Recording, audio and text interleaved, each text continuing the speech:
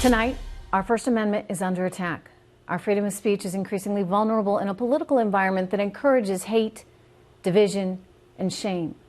Tonight and every night, it is our obligation to protect freedom. Good evening, everyone. I am Trish Regan. You know, we've gotten a little complacent. We've allowed the left to shut down and out the other side. I mean, I get it. It's easy to take freedom for granted. But tonight, as we come up on the Thanksgiving holiday, I just want you to think about who we are as Americans and who we want to be as Americans. You see this? You know, as we watch these brave students fight for democracy in Hong Kong, the poor go without food and water in the socialist dictatorship of Venezuela, and journalists get murdered in Russia, it is critical we take a good, hard look at what our own country is doing to suppress speech and suppress ideas. The left's attempt to limit our freedom of speech and ideas, to call a different view on foreign policy or economic policy or any kind of policy a form of hate speech, to label Trump voters as a cult for daring to support the President of the United States of America, or to attack someone just for wearing a red hat. It is clear the left is willing to go after the very core of who we are. They are attacking our First Amendment, and it is our obligation to protect it. Never be ashamed. Never be ashamed of who you are and what you believe. As an American, you have every right to wear that red hat.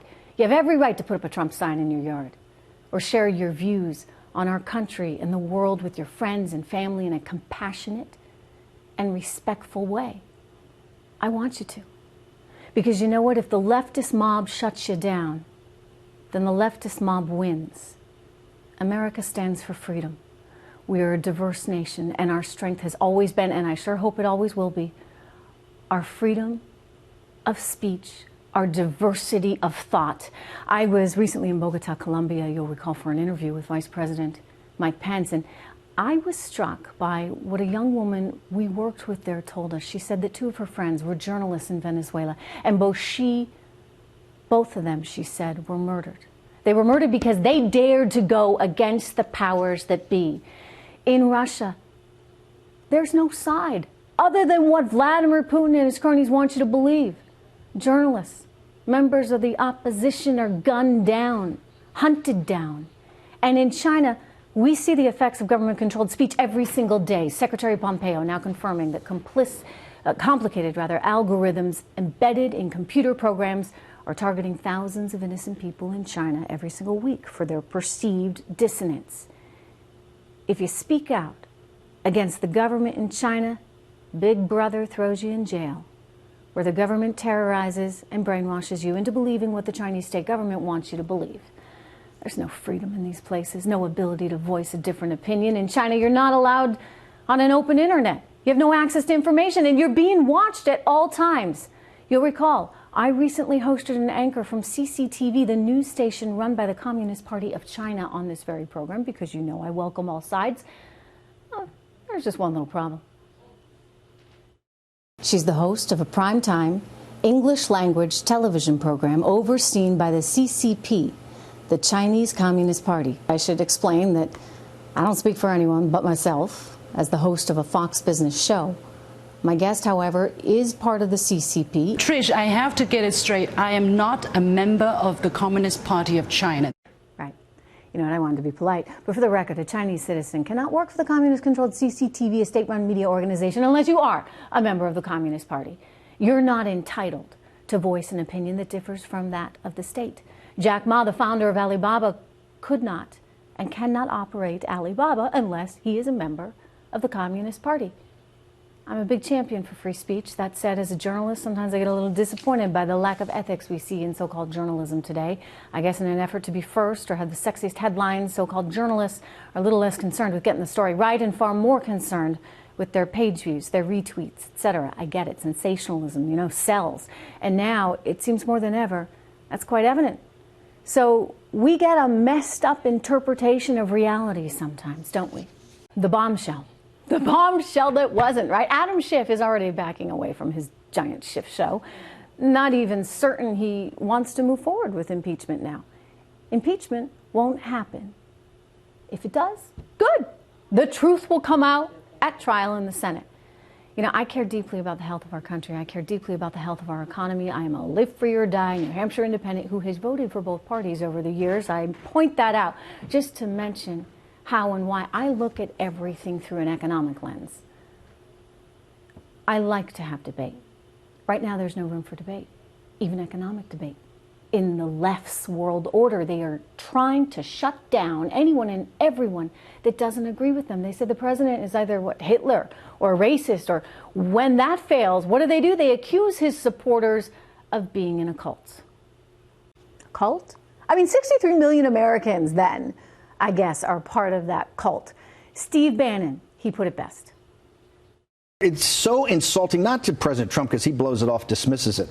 It's insulting to hardworking men and women that are the backbone of the Trump movement. Remember, the Trump movement is a working class and middle class movement who didn't feel they had a voice of the permanent political class. And Dan Rather's going to sit there and call them a cult? No. What they want to do is return America to its former greatness. And they see Donald Trump as the instrument to do that.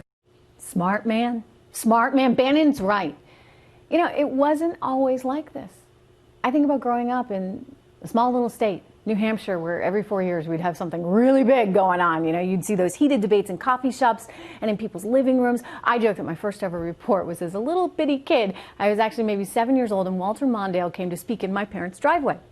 The whole neighborhood was there, and I had this little tape recorder, and I recorded the whole thing to play some sound for my class the next day.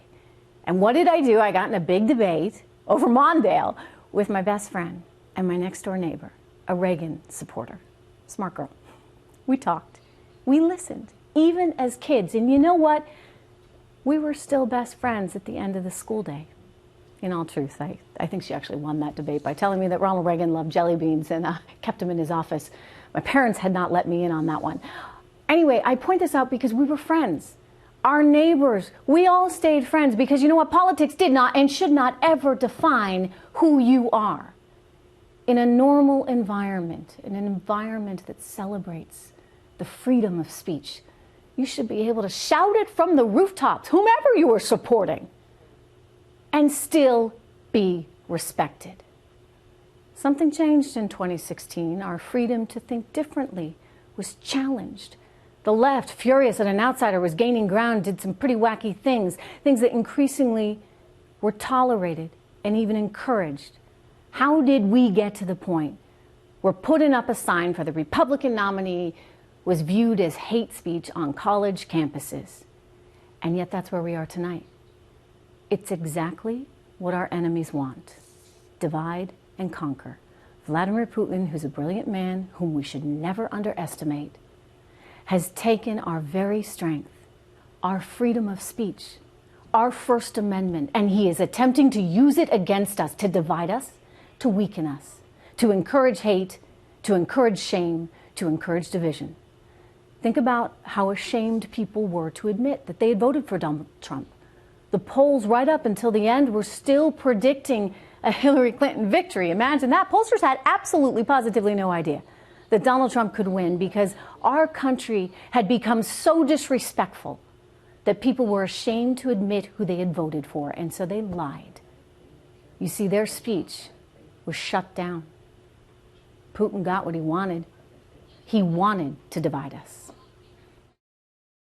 You get out and you create a crowd, and you push back on them, and you tell them they're not welcome. When they go low, we kick them. That's what this new Democratic Party is about. Well, Putin said to be a fan of the art of war. You know, that rather famous book written a very long time ago that probably every good oligarch has a copy of. Anyway, there's a section of that book where, let me quote, it reads, "Delay entering the field of battle until all the other players have become exhausted fighting amongst themselves. Then go in full strength and pick up the pieces." Well, we're certainly fighting. Are we exhausted yet? The Russians, the Chinese, the Iranians, they are all feeding this division. And the more we try and suppress one side by shaming people for their beliefs, the more successful our enemies are in their endeavor. The silencing of one side is the greatest threat to our republic. For us to truly honor our founding fathers' wishes, we must hold dear our First Amendment, we must protect it, and we must be fearless in voicing opinion while showing respect for all sides. I am so thankful this Thanksgiving for our First Amendment. It's the foundation of who we are. It is our freedom. It is our country.